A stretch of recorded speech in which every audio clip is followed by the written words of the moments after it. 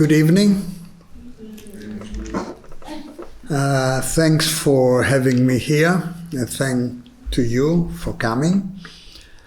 I heard that there are combined forces behind this event, which is good. I mean, alliance and solidarity is what we need.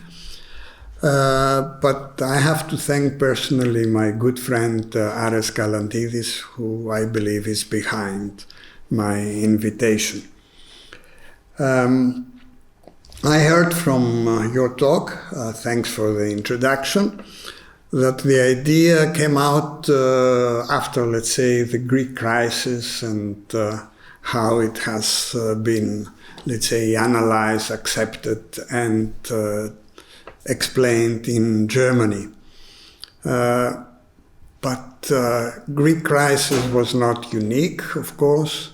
Southern European citizens have suffered at the same time. And if we look outside Europe, we see what happens in Latin America those days. We see what happens, and we remember what happened in Northern Africa with the Arab Spring, now in Lebanon. So you have many other opportunities to celebrate crisis and see what's going on beyond Europe. Because one of the criticisms that we had analyzing European crisis was that our view was very Eurocentric.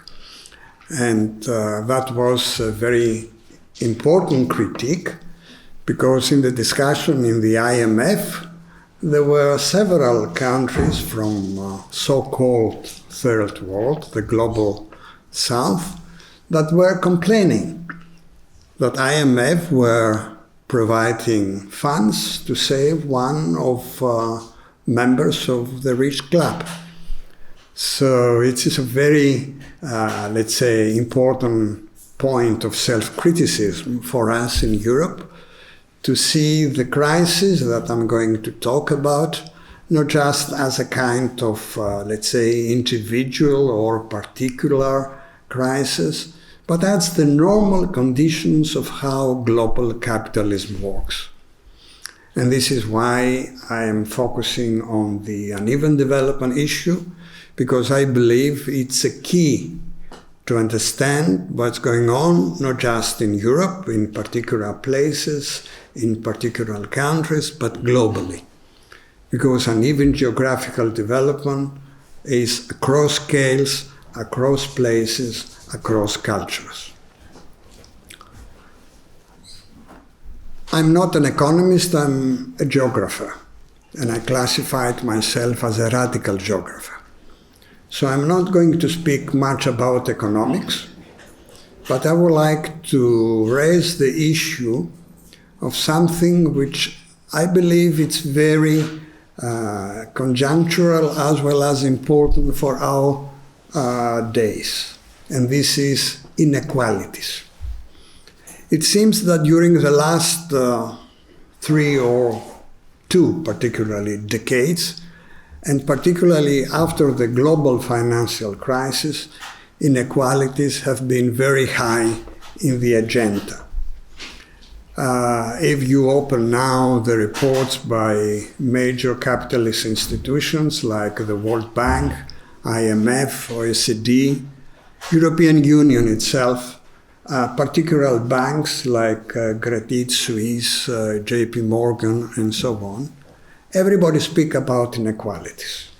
Why they speak about inequalities?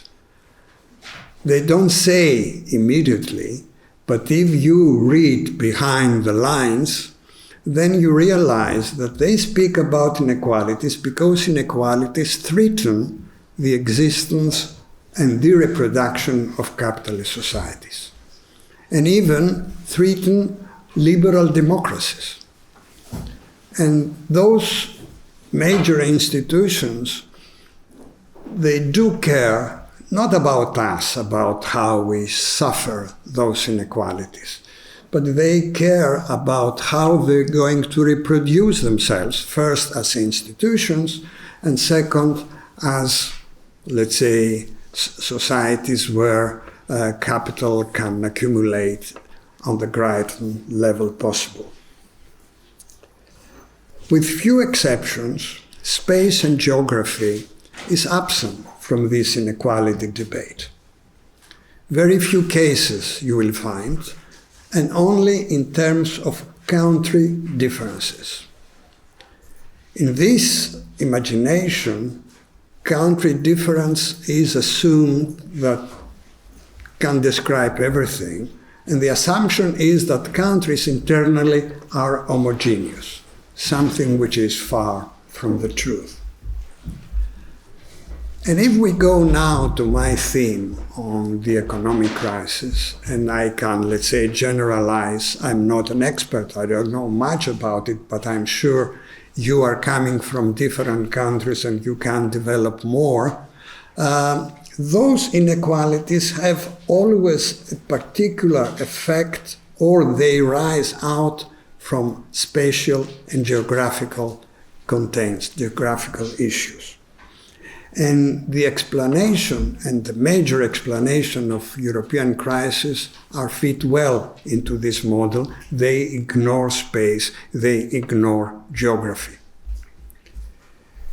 And they focus on macroeconomic explanations, mainly focusing on the finance sector, which is very crucial, of course, and we are going to speak later on about it, but it's not the only explanation possible.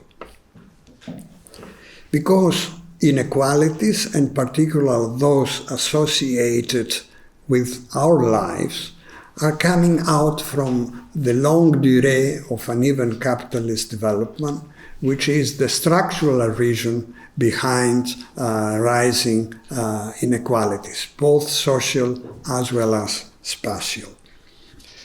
And this longue durée of uneven development characterize European societies since the beginning of the last century, but just focusing on our, let's say, European crisis, at least since the 70s.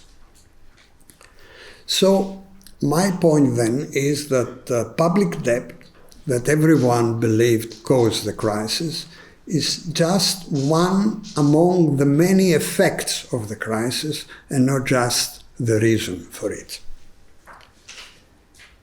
Trying to explain then this crisis from a geographical, spatial point of view, I would like to stress from the beginning that I'm not going to focus only on economic issues and economic indicators, which of course are important, but I would like to stress also the importance of ideological and cultural issues, as well as the political control and the political regulation of the whole thing.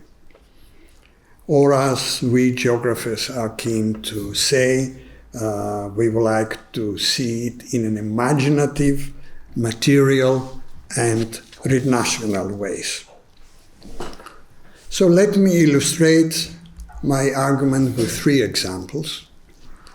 And I will start with the uneven cultural ideological relations of power, and in particular with the power of neoliberal newspeak in language and in images.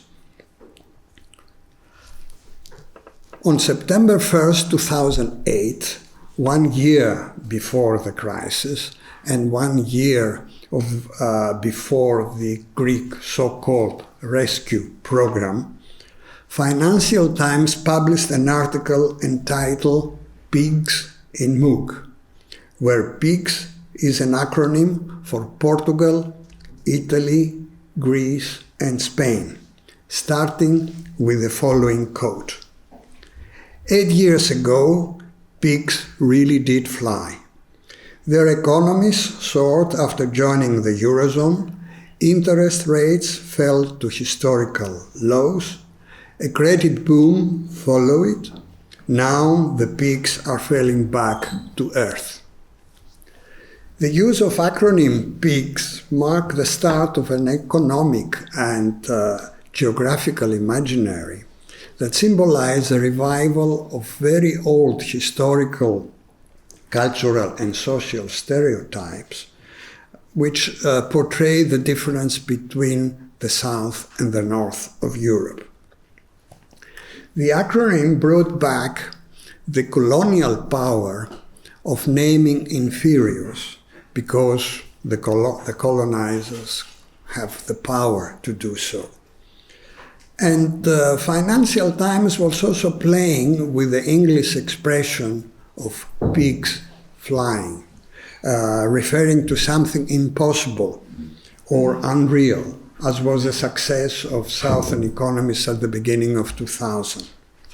And when pigs are falling back to earth, they end up in muck, making the whole thing more dirty and really repugnant. And it reduces, of course, Southern societies to inferior humans, under-serving poor colonial subjects to be reformed or civilized.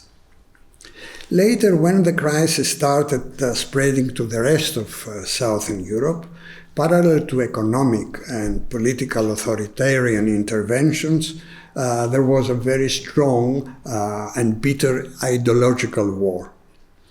We had arguments at that time about lazy Greeks, responsible Portuguese, all-time partying Spaniards, Dolce Vita enjoying Italians, etc.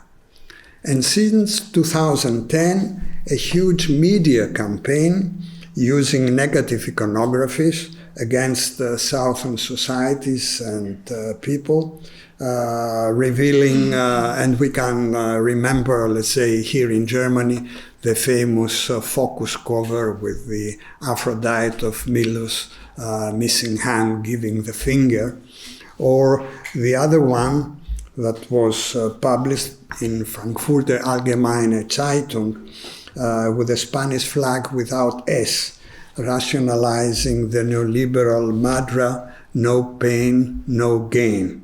In other words, without pain, without austerity, there will be no gain, which means development after structural reforms. I'm not denying the existence of some truth in those arguments, particularly when we think about corruption in Southern Europe, inability in collecting taxes, and unresponsible right-wing governments. I'm not going to deny all this. But I would like to stress the power of imaginative geographies, as Edouard Said will say, which uses conventional representation of people and spaces in order to impose a particular understanding of material socio-spatial practices.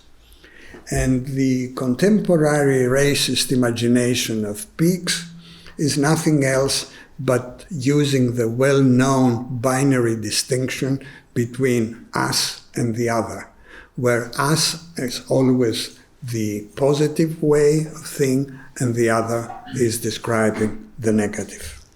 And here is why I'm interested and I like to underline the importance of ideological representations, because they have economic and political effects, very strong economic and political effects.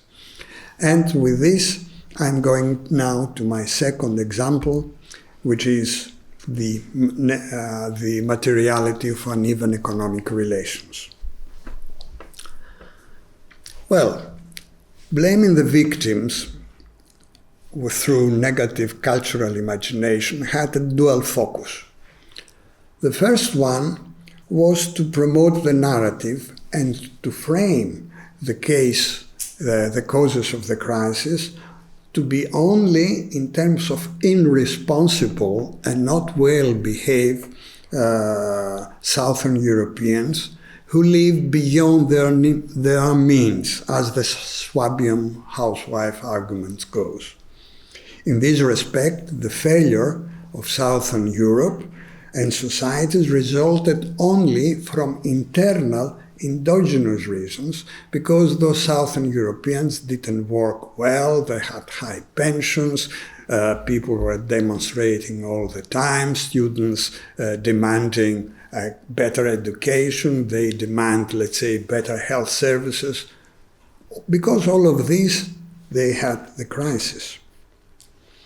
And second, it's to convince, and this is the other side of why we use, let's say, negative prejudices, is to convince the local audience and the popular audience, both in Northern and Southern Europe, that through the media, of course, that through ultra-austerity measures is what Southern societies, is what really they deserve.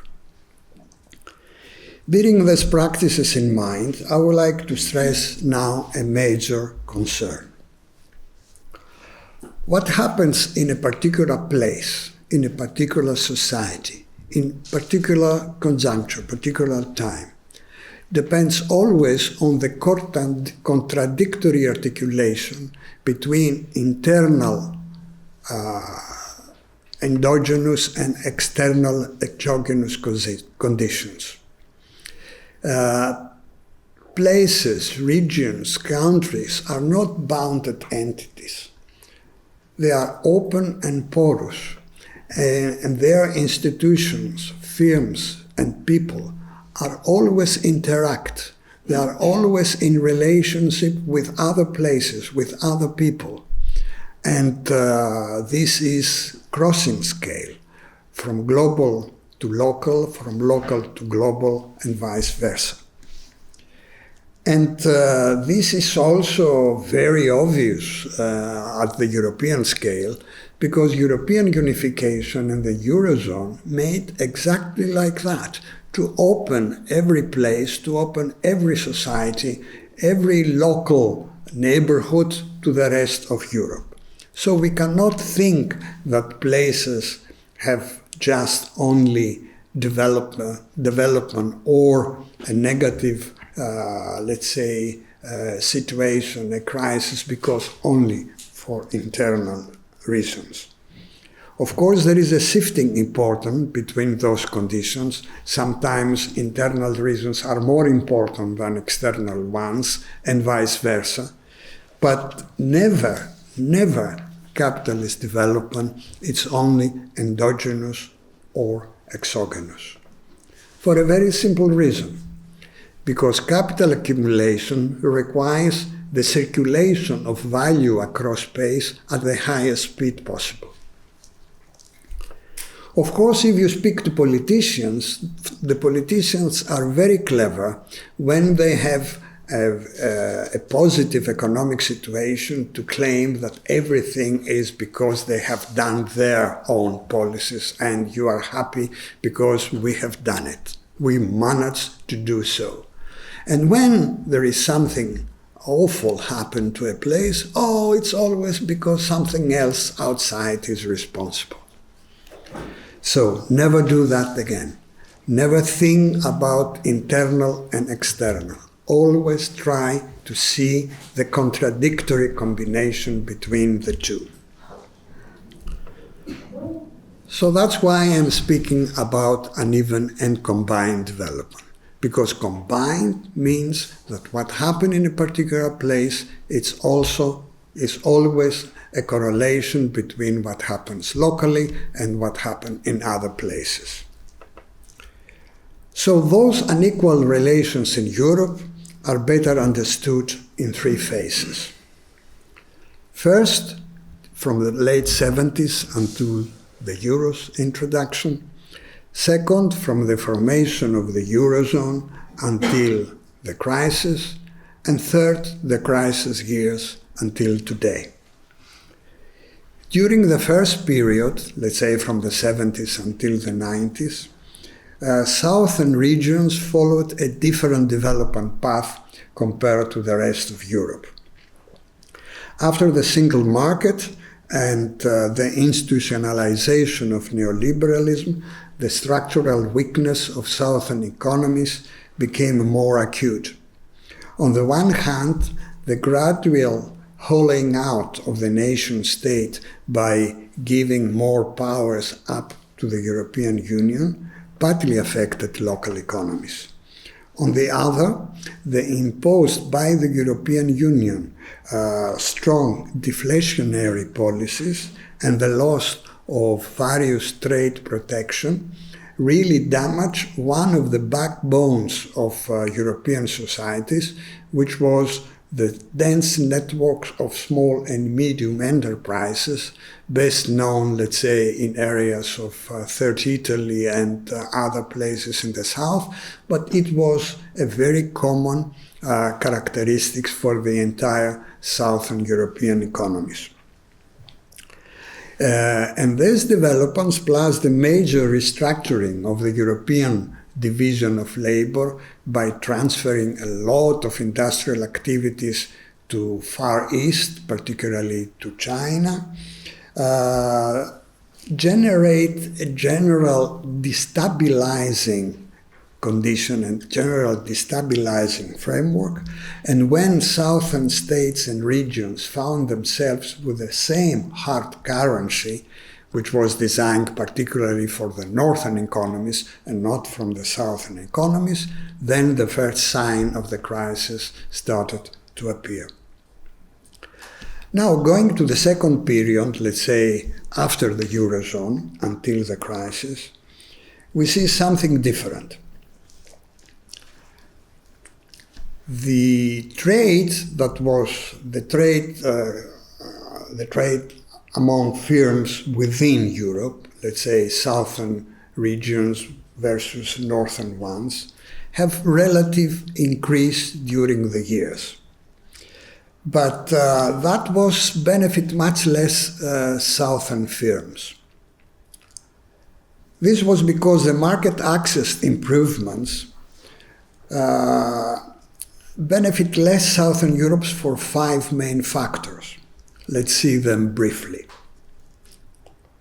First, the absolute reduction of trade cost increased the relative disadvantage of those regions and firms that were behind. Think of yourselves. I mean, we are not equal here in this room. If we start running, those people that have done exercises before, they are going to run faster. All of us, we are going to be behind. That happens in economics. When you homogenize the conditions of competitions, those firms and regions that initially enter the competition with less preparation and less force, they will be behind. Second, the loss of national state regulatory mechanism via currency devaluation, which was, let's say, the major weapon before the euro. Then it has destroyed many small firms that didn't adapt it themselves, because now the competitiveness were measured in unit labor cost, and most European economies enter the Eurozone with high unit labor cost. Fourth, the increasing integration of Central Eastern regions into the German network of industrial production has gone hand in hand with the impoverishment of the productive matrix of southern regions. So those regions and firms not well connected with the German industrial supply chain, they suffer. And finally, fifth, Wolfgang Schäuble's argument that southern regions remain behind, that because they were not able to export as much as the German regions, the Dutch, the northern France, and so on, does not take into account the fallacy of regulation. What is the fallacy of regulation? All Eurozone regions and countries cannot be to the same degree exporters, even if, let's say, the productive and later market characteristics could be the same. Trade surpluses in German, Dutch, Austrian, Danish, UK regions and so on mirrored the trade deficit of the South. Germany was able to export because southern regions were importers. And see these slides. Here we saw the value of exports of Germany to Southern Europe, United States, China and Japan from 1995 to 2007. Please see how important was Southern Europe for German exports in terms of value. And this is one, let's say, explanation among many others why Germany accepted the very weak southern economies entering the Eurozone in the first place. And of course, here is the trade balance between Southern European states and Germany. Mostly negative from 1995 to 2007, with the exception of Italy in the period of 1997. So, unequal trade relations, destructions of local regional productive structures, local inefficiencies, all combined, contributed to budget deficits that soon transformed to public debt. And here is the development of fiscal balance between 2001 until the beginning of the crisis. The Eurozone rule is that each country cannot go below minus 3% of the fiscal balance. And you can see also that Germany and France were also not so good guys as used to be thinking. And now, after, let's say, the sovereignty, after the budget deficit, we had the public debt increases that resulted with the first sign of the international crisis into the European crisis that we are talking about. But here is another important issue. All the above developments occurred in the context of strict neoliberal regulations and the undemocratic rule of European Union. And this is my third and final example, meaning how uneven geographical development is reproduced via particularly agency actions. It's not something that happens automatically. Something is regulating it. So, economic relations such as unequal trade and cultural unequal relations such as the pig's racist imagination, all of it required some kind of regulation. Two of those important regulations have been the Maastricht Treaty, early 90s, and the Amsterdam Treaty, late 90s, both institutionalizing neoliberalism and austerity. A key component in the implementation of those policies is the formulation of the idea of politics in an apolitical and aspecial framework. And this is the role of the technocrats that are dealing with those issues in the European Union. And this is how the Eurozone has been designed. And I think it's a very interesting case, the Eurozone design, of how apolitical and aspecial ideas dominate. The very problem of the formation of the Eurozone back, let's say, in the late 90s, was the so-called national convergence criteria, and the lack of any idea, of any indication that there is space and geography behind. And let's see where the problem really lies. All textbooks of optimal currency area, I mean, they say that if you have countries with different let's say, currencies, and if you like to put them under one currency, you have to follow, let's say, the rules of formation of an optimal currency area. So those textbooks, they say those 4 preconditions. First, regional economic and social structure should have a degree of similarity and relative equality in the value of exports. We didn't have that. Second, the geographical mobility of capital and labor should be as high as possible.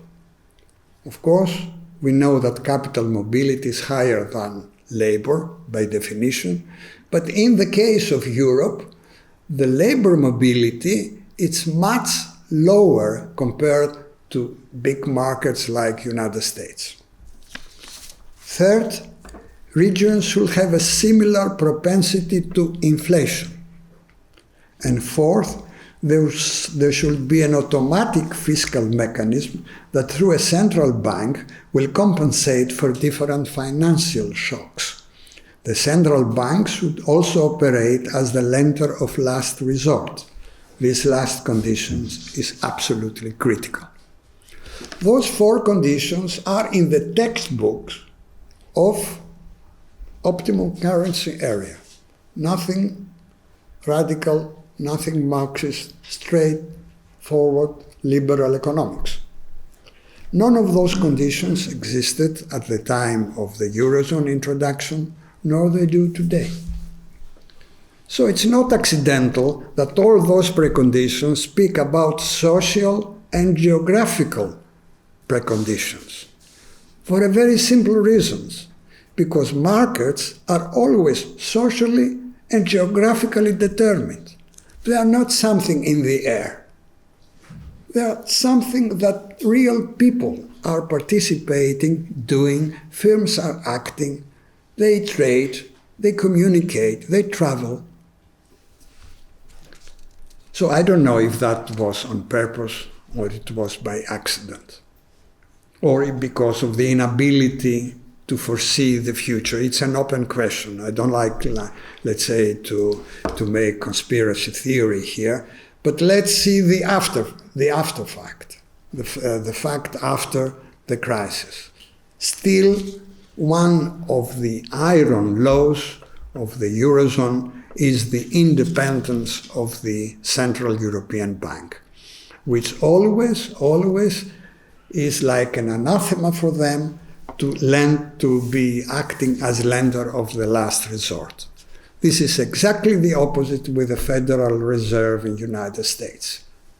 If something happened, let's say, to Florida, if Florida goes bankrupt, there is always the Central Reserve, which can take care of it. Of course, from time to time, places are left to crisis and left to die, as it was the Detroit example. But that is something else and does not, I would like to open the discussion. If you're interested, we can discuss that. But here I would like just to underline the difference between the development of an optimum currency area in the United States, because you have to remember that when the dollar was introduced, it was one among the many different currencies existed at that time in the United States. So there were different currencies, let's say, developed, and then one optimum currency area was introduced by the dollar. Something else now, which I believe is very important.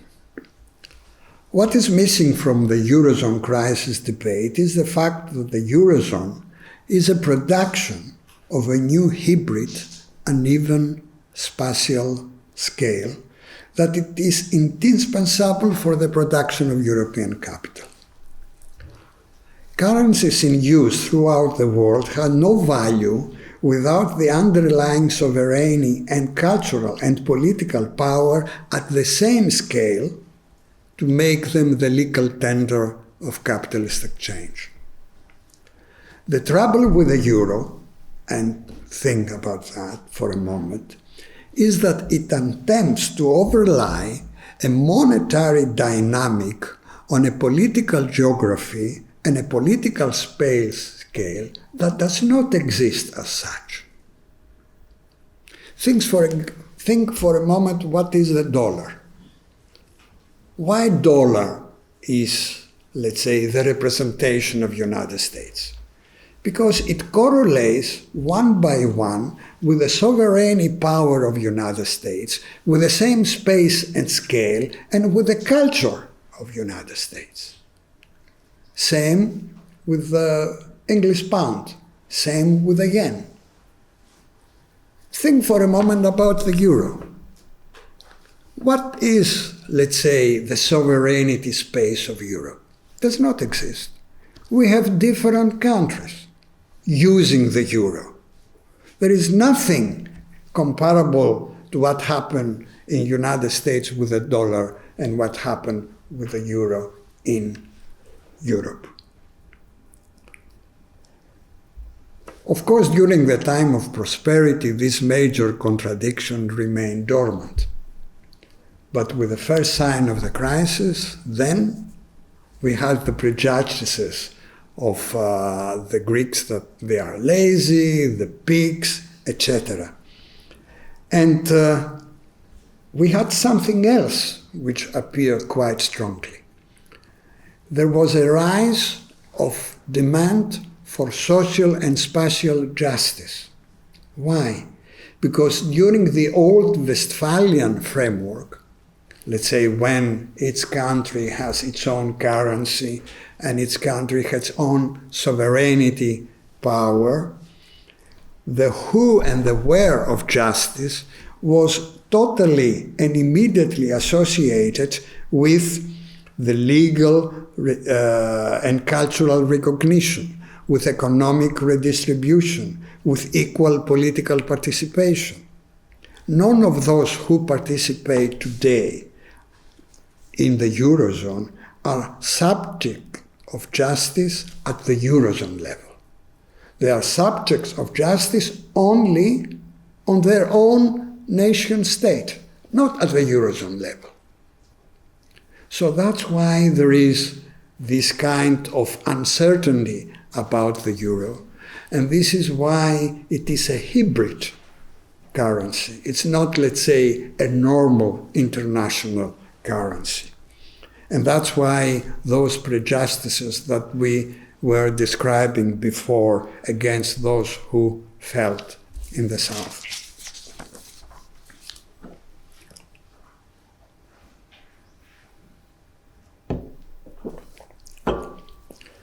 Today, European officials and national governments declare that the crisis is over.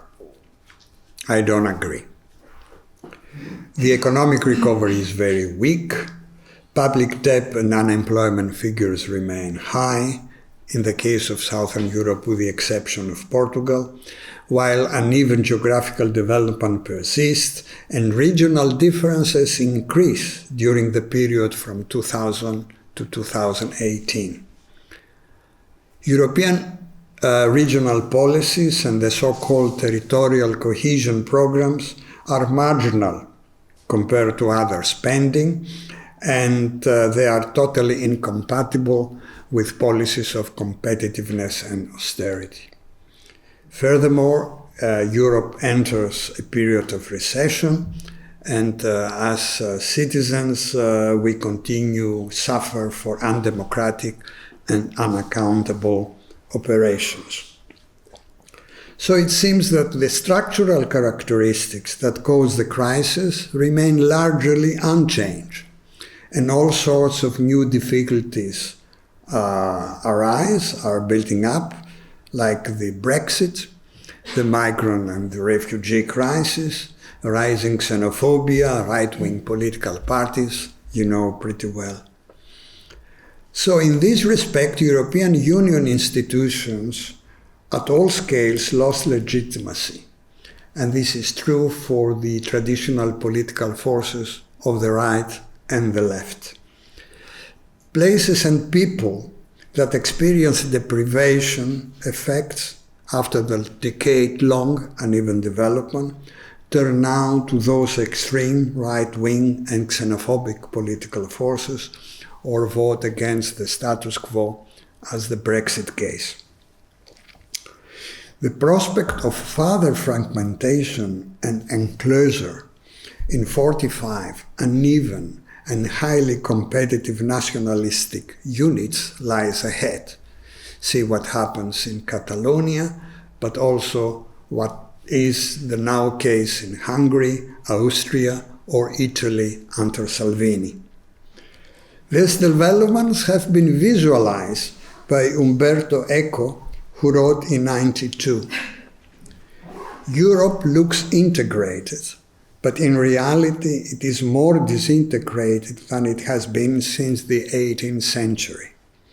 European politicians and bureaucrats do not use history and geography as magistre vitae, teachers of life, and cannot visualize the effects should lead blow off the saucepan."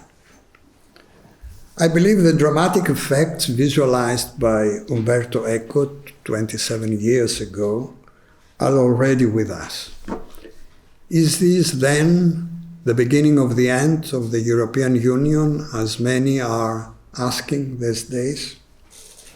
I am afraid so, if business continues as usual, namely imposing austerity, ignoring the effects of uneven development, and disregarding democracy, because really elites don't use history and geography as magistra vitae.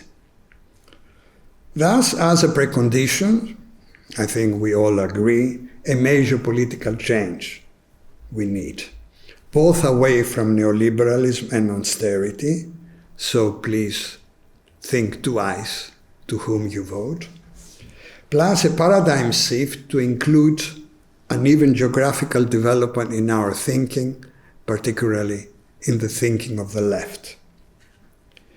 So my previous critical comments could be seen as an invitation to start thinking and acting towards this required shift. And with this, I would like to end here and welcome your comments if you have any. Thanks.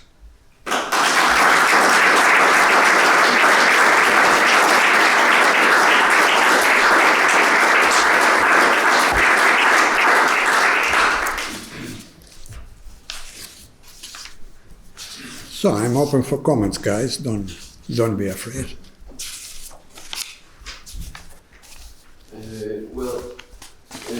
At the beginning of your speech, the presentation, you said something that I'm having in mind, that is that this all is like bounded to the movement of capital, and you said the speed is unlimited. Yeah, in the highest speed possible. Highest speed possible, exactly. And I was wondering, there is this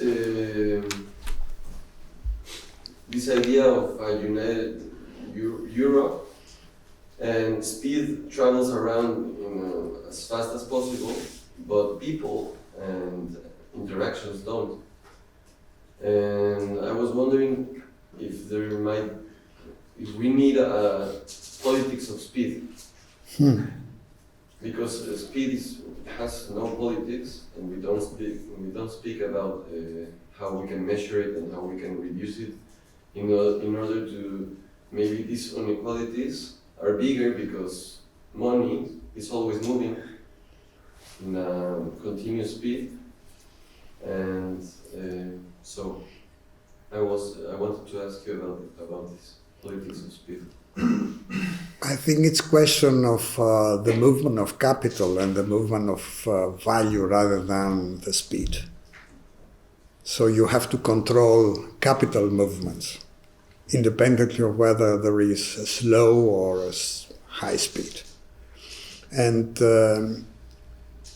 here is, let's say, the issue of financialization that comes into the picture, the technology of financialization, the whole network of treasure islands, which is a nice expression of those tax havens, etc., etc. So it's not just the question of speed to eliminate the speed, but it's the control of the movement of capital, which is something extremely difficult, and it requires major changes. I mean, for example, one of the side effects of Brexit, which does not happen yet, it happens already in the financial and the banking sector. The City of London has lost already between 20 to 25,000 jobs because capital already has flowed out from the City of London to Frankfurt, Milan, Brussels, Paris, etc. So it's the question of capital flows rather than the speed of it.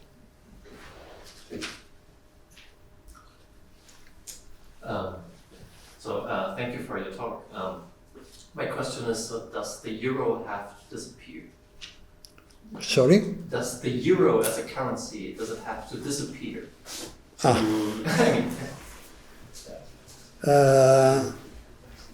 That's very hard questions to say.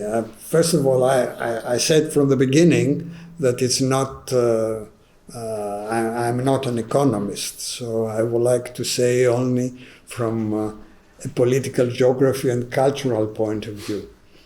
Definitely it has to be restructured. And all major now radical economists agree that there is a need of reformulation of the rules of the Central European Bank operation, which really are, the European Bank is incapable for managing any crisis. And of course, unless they transfer all the cost to, let's say, to the people. And I could say from the Greek case point of view, whether it will be more convenient to exit the euro in order to solve our problem. Now it's going to be really a very negative situation if Greece is going to do that. And I believe this is true for any other European country. The problem was at the beginning, whether in 98, when the Greek government decided to enter the euro, whether that was a right decision. In my view, it was a wrong decision. Greece was not prepared to enter the euro at that time. And all governments made as much as possible in order to make the adaptation worse. Think about what happened with the 2004 Olympiad in Athens, this crazy thing that added, I don't know how many billions of debt into the public debt. It was a useless project that provided nothing to the Greek economy, to the European society, and has delayed all possible policies that will be more efficient in adapting to the euro. And I'm thinking about the young Europeans, that they don't know any other currency apart from the euro. That it's a very interesting question, and I don't know how I will manage that. But now exiting the euro could not be, let's say, a country-by-country basis. It has to be a reformation and restructuring of the euro towards more adaptable and socially acceptable conditions, in order really to be a currency that has the similar effects of a sovereignty currency that other countries has. But that requires time. It's not going to be in my generation for sure, and definitely, I don't know if it's going to be in the next generation. Yes? So my question relates to these two questions based on speed and aggressive of splitting up the Eurozone. So to aid convergence is quite unlikely because, say, here in Germany, there is very little appetite for a greater fiscal union, which will aid convergence between the European countries. So if this is not possible, then one can entertain the possibility of breaking up the Eurozone. But this is where speed comes into question, where if there was even a whisper that, say, Greece was to leave the Eurozone, immediately there would be a capital flight from Athens to Frankfurt, and to make a currency with cash would take, 6 months maybe? So this question of speed would have to be taken into account. And could, say, Southern European countries set up internal credit payment systems for, say, taxation or for other payments, and this could then play as a potential lever you can pull, where you can turn this into a national currency at the flick of a switch, faster than the capital markets can react. Or you can use this as a sort of ace up your sleeves, or to put pressure on the European institutions if they try to come down too hard economically, say during the next crisis. But without this, I don't really see a way out, because there's nothing to it. There's very little appetite to force convergence, and these countries are, in reality, diverging economically. So, I mean, what is the solution? Or how could you protect yourself? To change the attitude. I mean, those attitudes are created by human beings, are not coming, let's say, out of God. Okay? So if you don't have appetites to convergence, you have to increase the appetites for convergence. How? It's very difficult.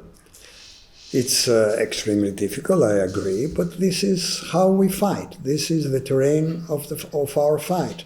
If we don't fight towards those issues, then of course we stay in a corner and say, okay, God, give me some penny to survive. No, I think it's very difficult, I agree. But I don't accept that here in Germany there is no appetite for conversion, and there is an appetite of conversion in the south. No, that's not true either, because they in the south, they are nationalistic as well. Nationalism is rising across Europe. Yeah, but then we have to fight nationalism. Here is my point. And in order to fight the nationalism, we have to learn, and you have to know what is behind your own border, your own little horizon. And this was one of the major lessons that we have from the European crisis. The German people knew very little about what's going on in the south. Just to give you an example, one day Frau Merkel came out with the argument that we cannot support anymore the south because they're taking so many more vacations that we have here in Germany, and so how pensions that we have in Germany.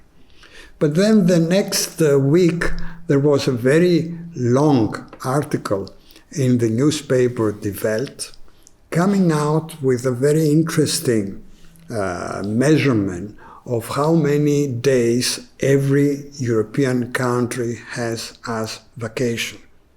And Germany came up, and Portugal, Greece, and Spain came at the lowest end. So it is the argumentation and the fake news that circulate in terms of what's going in Europe, and you know very little of what's going in the south, and we know very little of what's going up in the north. So I think what really we need is to break the isolation of knowledge of different societies, because As I said from the beginning, we are open and porous, but it's that mainly for capital and less so for information and knowledge about the other.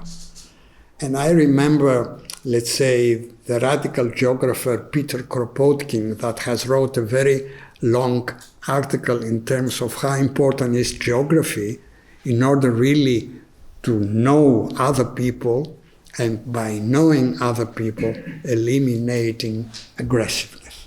And I think this is a very important issue.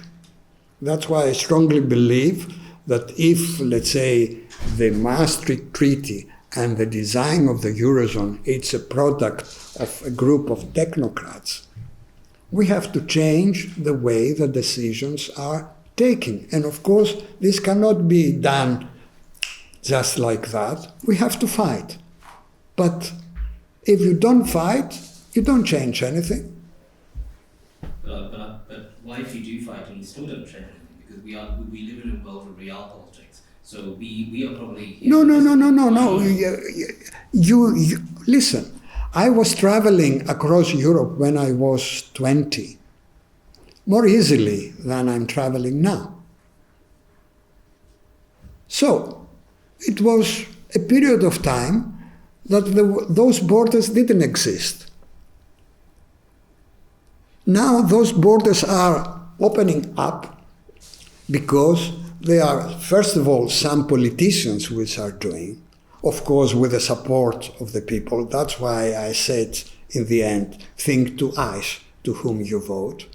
In order you have to start from yourself with what you do with your friends, your people that you know, how you email to people in France, what you do with your friends in Hungary, that they suffer with Mr. Obran, and so on.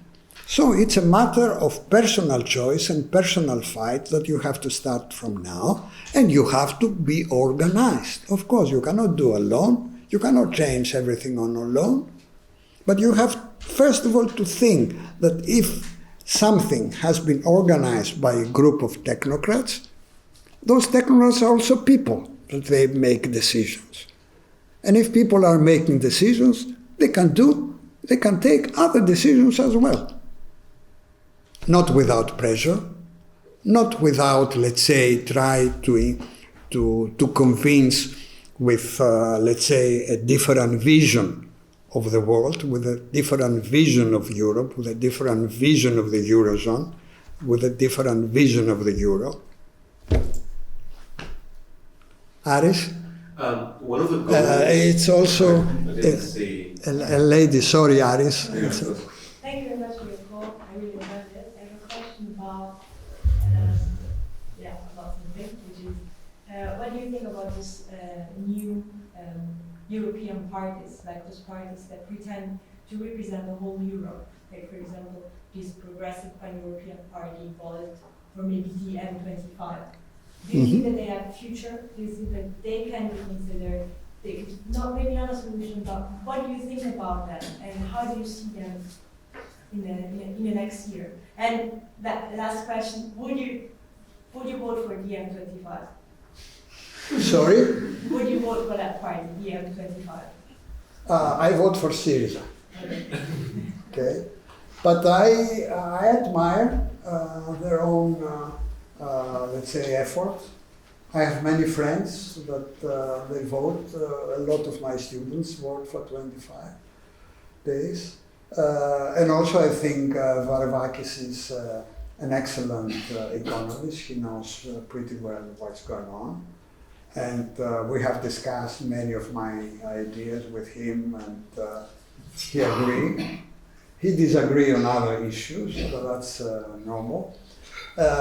If they have a future, I don't know. I hope so, but I don't know. In the Greek Parliament, they made the effort, and they now have, I think, 8 deputies. Maybe more. They are active. So, yes. I hope that they have a future. Yeah, I asked because we talked about justice and the fact that countries mostly care about themselves, like their own country. They don't have the European perspective. So I'm asking myself, if this can be a solution to start thinking. Can you speak a little louder? Yeah, please? yeah. And you talked about justice. You said it's like European countries mostly care about themselves. It's like what's happening, for example, in Germany. So it's like what I'm asking myself is, can this be a solution? Like this European perspective that they have, because they say that they represent the whole Europe. I don't know. Again, it's a matter of struggle and time. Here, I would like again to underline the important spatial element in the thinking of justice. We think of justice as something unique, okay? That it's we are all subject to the same degree of justice. Of course, we have the European Court of Law, okay? And you can go over there and see what happens. But it's very difficult for someone, let's say, in former Eastern Germany, in Leipzig, to go to the Court of Europe.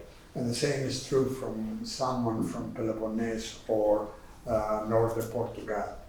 So the access to the pan-European, let's say, level of justice is open more to institutions, to firms, and this is something that really troubles me, because we are subjects of justice more and more again on our national level. And this is, for the Euro, let's say, and the Eurozone, I believe, a major contradiction. And I cannot see how that could be solved now, okay? It requires a totally different restructuring, both of the Eurobank, a Central European Bank, and the mode of taking decisions in undemocratic and uncountable bodies like the Eurogroup. The Eurogroup, which, let's say, dominates our life in the Eurozone, is without any legal recognition, without any legal framework.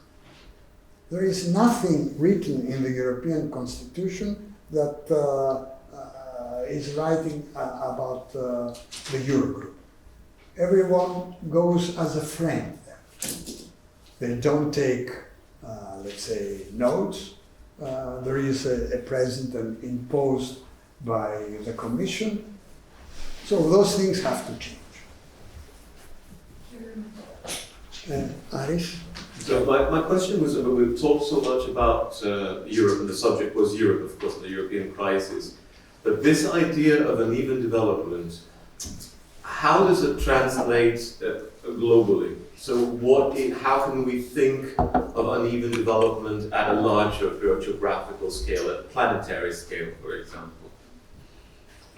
Can we use the same tools to think about the relationship between Europe and China, Europe and Latin America, Europe and North America, and so on? Yes and no. Yes, in terms of thinking geographically and, let's say, take into account the historical evolution of economic, cultural and political relations. Nothing happened, let's say, during the last 20 years. The history of colonialism, the uneven relations between colonial powers and the colonies is there. Many people speak about neo-colonialism those days. And the domination of large capitalist corporations across the globe is an indication of how capital is reproduced, not only, let's say, within Europe, within countries, but also globally. And the movement of production from, let's say, Europe to Southeast Asia or to Latin America, and the incorporation of particular places within the global spatial division of labor as, let's say, exporters of minerals. See what happens with extractivism, for example, in Latin America. And what is the meaning of, let's say, trade relations that are dominated by the World Trade Organization, and how that is affected by the enclosure of trade zones, what happened with Trump in United States, the trade wars between United States and China. One of the reasons why United States is afraid of China is because China is already part of a major industrial revolution which is just ahead of what's going on in the United States in many aspects, particularly in telecommunication, in the 5G telecommunication network. Those are issues that make America very uneasy. And the issue that I talked in the beginning about the pigs and the cultural relations of uneven relations of power is also important at the global scale. Think how the Americans are described in Latin America, how they describe China, how they describe what's going on in Iraq, in Syria. It's exactly the same iconography of naming inferiors, which are, let's say, are definitely unlike us. We are the good boys, the white good boys. No, there was a lady before here. Yes. First of all, thank you for the lecture. It was very interesting. And I personally believe that the uneven economical development has a long history since the colonial era. Then I am very suspicious that there will be a dramatic change in the next 10 years. So then Only 10 years. Okay, go on. Yes, then my question arises to ask you how long, or I'd say how many years do you see the European Union stays as a union? Well, if business continue as usual, I don't know. But I believe that we still, if I don't believe that, then I have to kill myself now, okay? So I'm, how you call it, a bit optimistic. A bit, not a lot. Because I take as an example, let's say, my students in Greece, how they survived during the crisis, what they did, how they were related with the rest of Europe, how other young Europeans came down to Greece to help. So from the crisis years, there is now a very dense network of young Europeans that they believe to a different Europe, on many grounds. And we did a lot of mistakes, my generation. That's why we end up with this bloody crisis. But those people that I know, which were excellent students and excellent activists, and excellent in terms of helping refugees, occupying hotels to help the refugees, or occupying houses to shelter themselves, to do fantastic jobs with the new media. They teach me how to use my cellular phone or how to use other things. So it's a totally new thing, okay, which didn't exist before. And now the quite positive aspect of it is that those younger generation, which is, let's say, now in 40s, 30s and the 40s, not very young anymore, they are very well informed, and very well educated. And they fight. They don't stay, let's say, okay, the beak is to earth, we are so small, stay where you are. No, they fight. So here is my optimism. A little optimism, but you remember what Mao Zedong was saying. You start a long trip with a small step. So everyone has to do and take those small steps. And I just want to, something that I took from the page, thank you for this presentation basically, is that, so it makes me think about, maybe we need to rethink about the value of, so more than exchange money or to do capitalism as a cycle, I think that actually society is rethinking what is the important thing for us. Mm-hmm. So basically, because economy is having some problems in whole world, it's basically not just European zone or Latin America. Actually, we are in a difficult situation, most of the globe. But basically, it's because of the differences of value that each country, each culture could have. And I think that this is one of the main problems with the borders. Because if we have different values, concepts about what's the most important to exchange, or we can't put in the same bowl, in the same bus, all our services or all our knowledge. So, and I think that this is the big problem for Eurozone, that you say, not all the countries were ready to stay in the same conditional, financial condition. And it's something that it could happen with Latin America, yeah? Because we have a lot of disadvantages with America, with United States, but we are staying in the same cycle. So for me, this presentation has made me think about actually society is changing the mind, basically. Mm-hmm. I agree.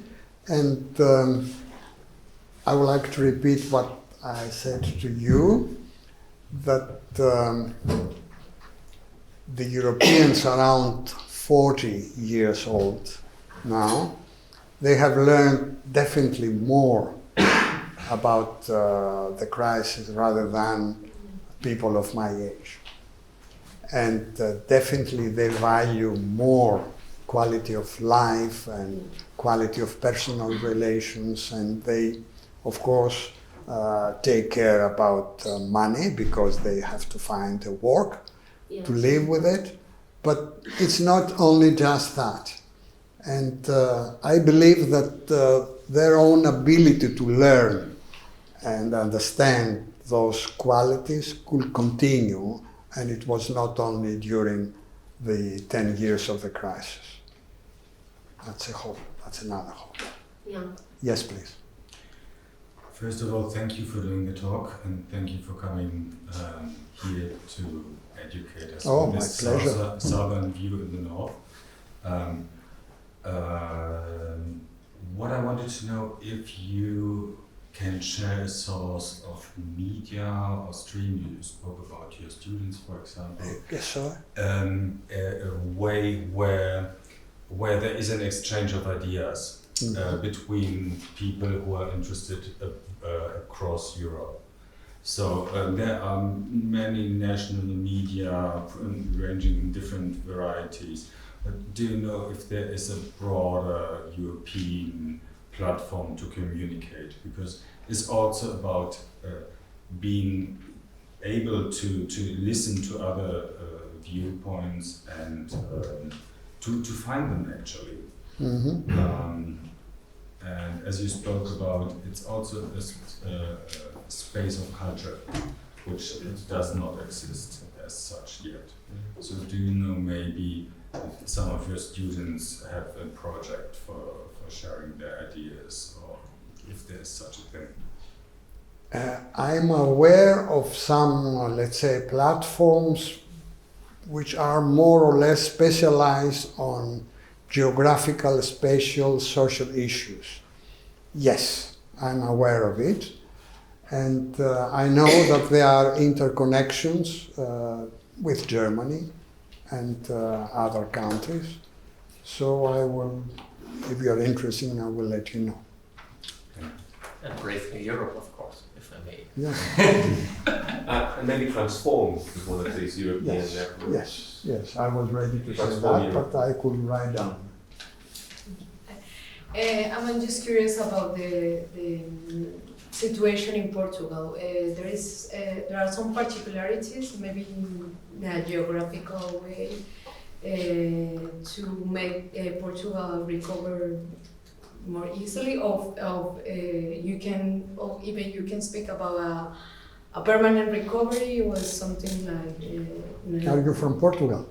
No, I'm from Colombia. I don't know anything about it, but I'm just curious about this, like these three countries that are struggling, and this country that I just see like a piece of news and it looks like, oh, this is like a miracle. So I'm.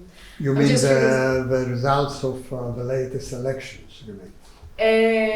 No, just I saw like an article, but just the headline that they were talking about the situation in Portugal is getting better, but I didn't know anything more. So I would like to know. Yeah.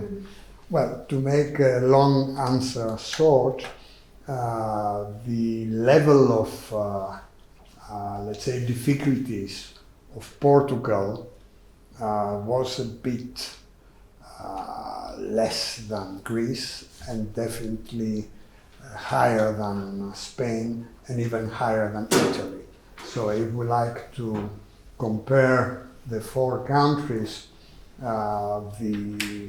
the worst situation was in Greece, then it was Portugal, then it was Spain, then it was Italy. That was during the crisis. Now, after the crisis, Italy is in the worst situation, both economically, socially, and politically. Portugal exited much earlier from the Troika programs than Greece, and they succeed from immediately after the exit from the Troika program to change the government. I mean, people vote, they struggle, they had, let's say, a very good success, and they take the right-wing party to the corner. So there was the Socialist Party in government, but with the support of Bloco, which is the radical left party of Portugal, of the Communist Party of Portugal, and the Greens. So it was a parliamentary support. It was not, let's say, a government alliance, but they vote in support of the government. And Portugal started a quite positive cycle of reforms by rising the minimum wage, by rising the minimum pension, eliminating the control of foreign banks, increasing taxation to large firms. So traditional social democratic, let's say, steps, not something revolutionary, but it was essential and quite effective in terms of providing the Portuguese economy with a new step forward. And that was visible both in terms of declining unemployment, increasing exports, increasing, let's say, investments. So it was a positive cycle. Now we face political difficulties because the socialist party doesn't like anymore to be dependent to the Bloc or the Communist Party and the Greens. They like to make probably an alliance with a new party that was supported by animal friends. So I'm a bit skeptical. But economically and socially, it's in a positive way. So they basically did a lot of things that normally in the classical economics you can do when you're in crisis, like raise the minimum wage. No, it was after exiting. Okay. After exiting the Troika program. Okay. After exiting the Troika.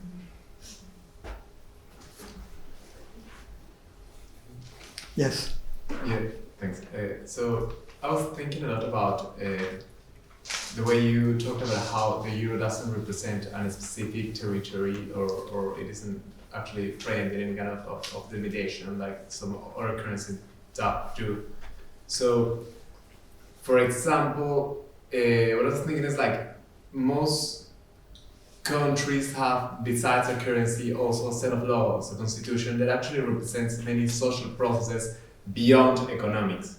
So, as the euro tries to gather together all these constitutions, but there isn't actually an organization that has a constitution or a set of laws that backens this economical process that is gathering all of them together. Somehow, economy has been. Do you think economy has been like prioritized over other factors that actually needed to be considered in order to homogenize or just create a more heterogeneous constitution for those countries, and somehow that has also generated a lot of social problems in the countries that were forced to do this? Yes, you are right. First of all, let remind you that there were two attempts to impose a European constitution. Okay. It was a very bad constitution in both cases. It was mandatory to pass either by referendum in its country or by voting in parliament. The Danish vote against it, the European Constitution, but the European elites forced the Danish people to vote a second time, and the second time the Constitution was passed by the Danish people, although in the first case they vote against. But then there was France, and France voted against it.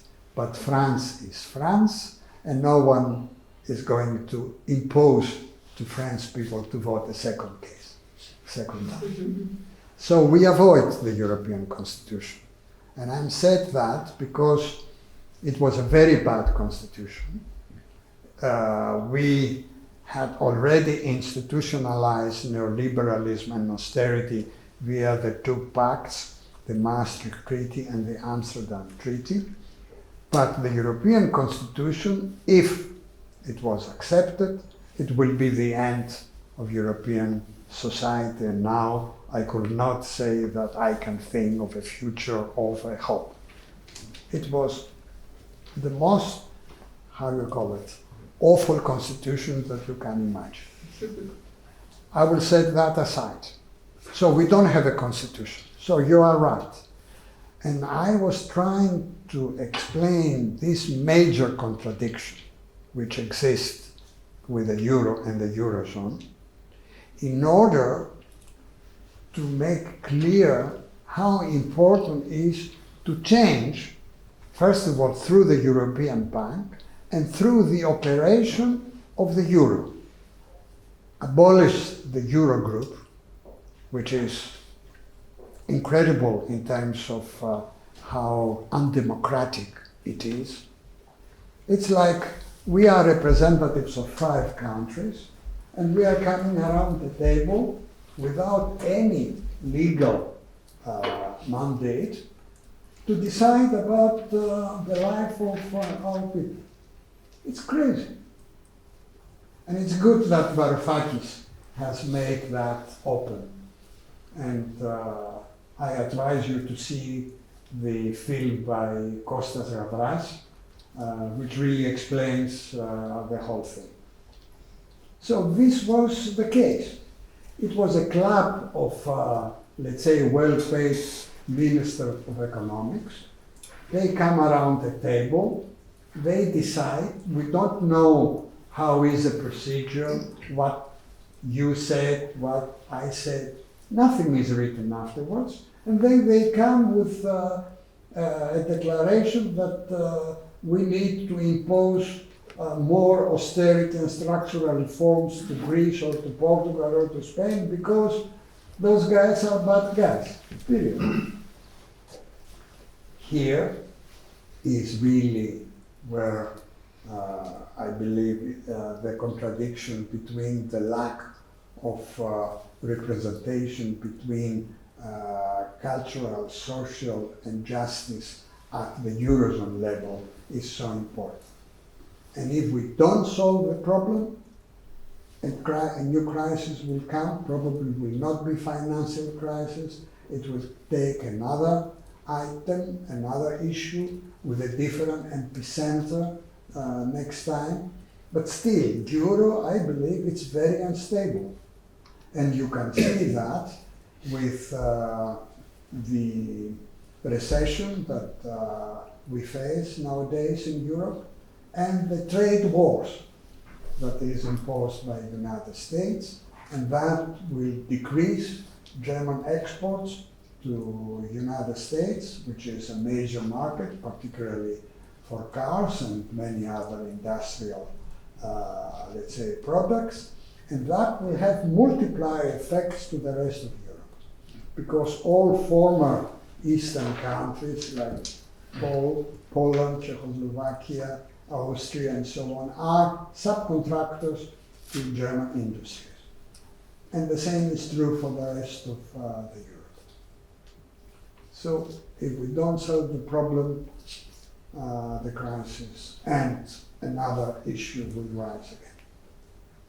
So the solution will be, I mean, a kind of solution, because also it will be definition of that, would be to gather other kind of multidisciplinary institutions that will try to also generate heterogeneous. It's something, like, I mean, I don't have a recipe. Yeah, okay, and I don't have a recipe. I just think of why we came here, and if we really identify why we have here, then we can start thinking the answer. I don't have the answer myself. Okay, I need also to talk with other people, to have, let's say, a more group type of idea. No, I'm not the one that can answer everything, definitely not. Please say again, what was the name of the film you just recommended? Sorry? What was the name of the film you just recommended? It's Adults in the Room. Adults in the Room. But okay. Read the book. The book is supposed to be better. Adults in the Room. So I will ask Varoufakis for some money back.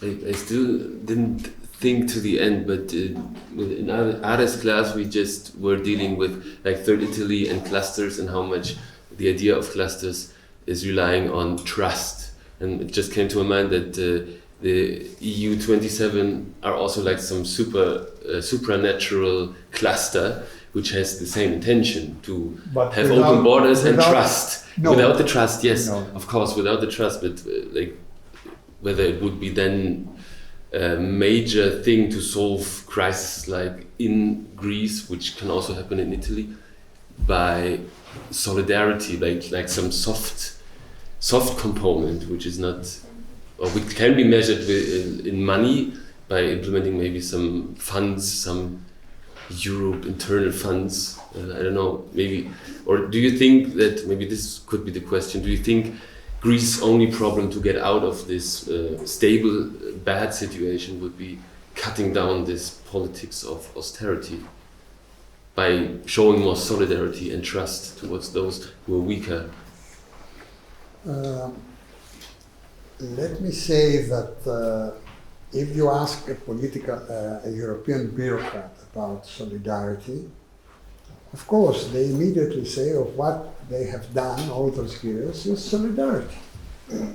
Yes, okay, I know about this structure funds, so yes, you want to do projects, you can apply. But I mean, if you see the amount of money that goes to structural funds, it's less than 1% of the European budget.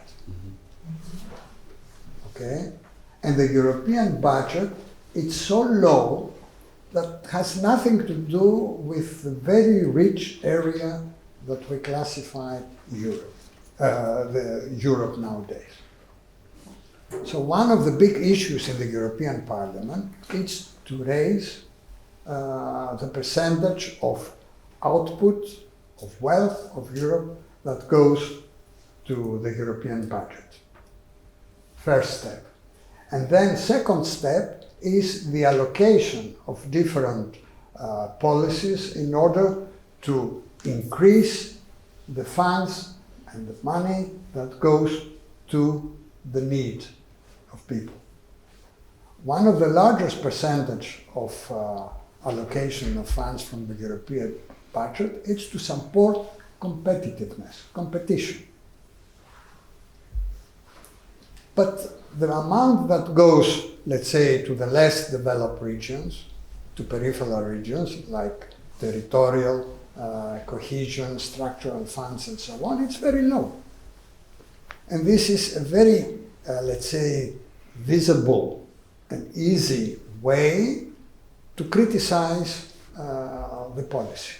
Yeah, but there would be good reasons to do so, because Europe always, or like European politicians are always also taking into account that Europe needs to be resilient, like upcoming big economic powers like India and China, you have to be resilient to the outside, which means necessarily we need like equally strong members of the European Union. Yeah. So it's self-serving if you... Yes, but if you go a few years back, let's say in the 80s, the allocation of money in the European budget was different.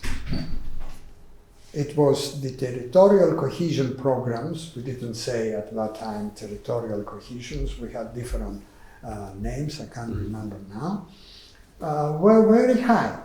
That's why until the late of the 80s, we had a slight process of convergence. When the policies have changed to strong neoliberal policies, then the convergence started to decline.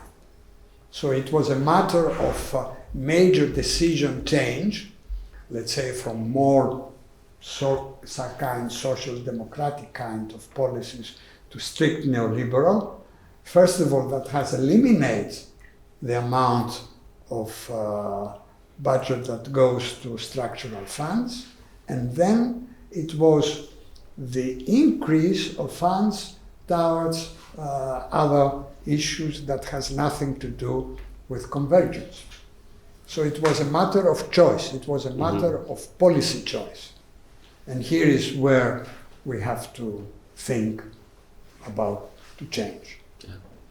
And of course, we don't accept, and personally I don't accept that through structural funds could solve your problem. No. But it's an important step. Yeah. Thank you. And in order to support the argument, I can say the opposite. The situation could be much worse nowadays, before the crisis and after the crisis, without the structural funds. Even if those structural funds are much less than we needed. So I don't like, let's say, to be very critical and totally negative about structural funds. It's the question of how to use them and how to increase the budget that goes to them. Yeah. Oh, you're not tired, guys. No, Okay. not tired. it's maybe more a comment than a question. No problem. Yes. I like very much your analysis of the problem of the Eurozone. And at the same time, when you think about what nation states actually face as a problem as well, like different regions in the state have different productivity and different resources and amount of workers and so on. States face the same problem on their own scale, and they solve it with, I don't know the English word for it, transfers. Just transfer money around to balance it out. Balance the problem out. So it sounds absurd that this problem is solved on a national level, but it seems so impossible to solve this on a European level. It's like thanks for your comment, because it reminds me that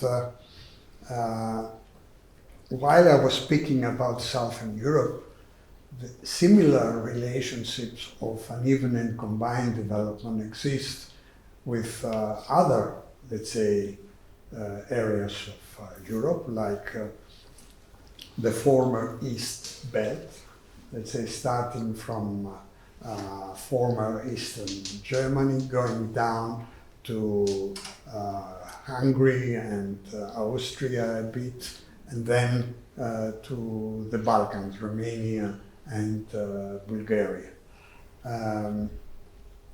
So it's not, let's say, only a southern problem, if you like, but it's a problem of unevenness that cross not just, let's say, as some would like to explain, between a center and periphery, but within the center itself.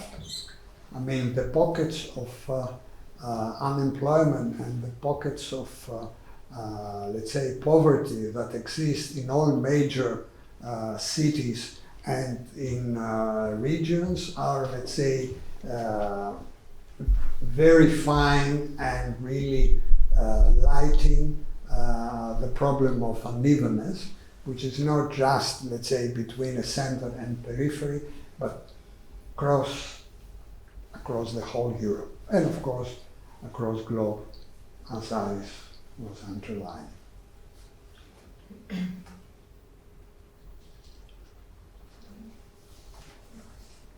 You had enough? Thank you very much.